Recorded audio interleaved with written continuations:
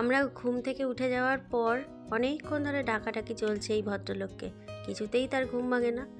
দুজনে মিলে চেষ্টা করা হচ্ছে তাকে ঘুম থেকে তোলার।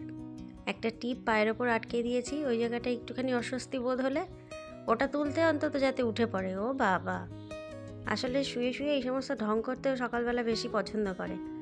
একটু ঢং সং করে নিয়ে তারপরে বিছানা ছাড়বে।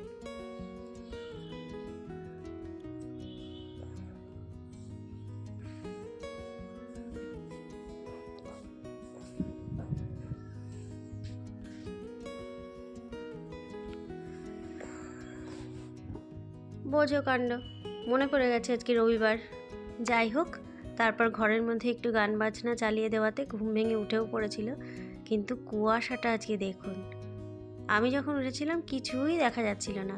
রবিবারের সকালবেলা কথা, একটু দুধ চা দিয়েই শুরু করি। সাধারণত এই শীতের সকালটায় একটু আদা দিয়ে লিকার চাই খাচ্ছি ইদানিং।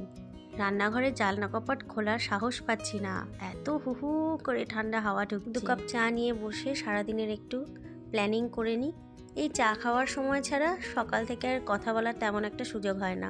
আমরা চা আর বিস্কুট নিয়ে বসলাম, আর পিকু একটু জল বিস্কুট খাবে। অন্যান্য দিন সকালবেলায় ছাতু দিয়ে শুরু করে, কিন্তু আজকে ছাতু থেকে তার ব্রেক।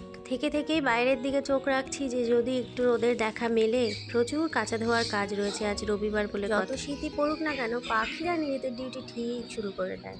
ভদ্রলোক বাজারে বেরোলেন, আর আমি এখন ঘরের কাজে হাত দেবো। আর পিকু এখানে নিজের উইকলি শিডিউল করতে বসেছে। Good morning. ছুটির সকালগুলো শুরু করার ভঙ্গিমার মধ্যে একটা নতুন জিনিস অ্যাড করেছে নতুন বছরে। ভগবানের নাম শুনতে শুনতে পিকুর কাজ করছে, আর আমি করে নিলাম আমার সকালের প্রথম কাজটা।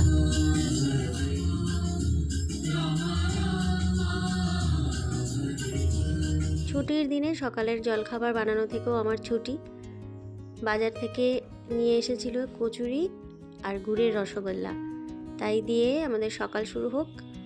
আমরা প্লেটের মধ্যেই তরকারি নিয়ে নিয়েছি কচুরির সঙ্গে, কিন্তু তাকে আলাদা আলাদা পাত্রে দিতে হবে সাজিয়ে গুছিয়ে।